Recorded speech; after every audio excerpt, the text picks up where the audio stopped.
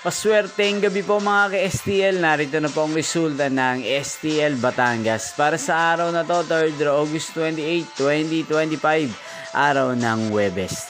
Naway ang mga natayaan nyo po mga numero kanina ay manalo nawa ngayong gabing ito, 8:30pm. Kaya't kunin nyo na po ang inyong mga ticket. Narito na po ang resulta. Ang mga numerong nanalo sa STL Batangas ngayong gabing ito, August 28, 2025, 8:30pm. Third draw result, 11 at 30.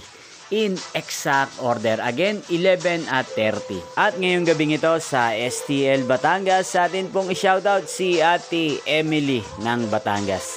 Shoutout po sa inyo, Ate Emily. Sana po ay nasa mabuti kayong kalagayan.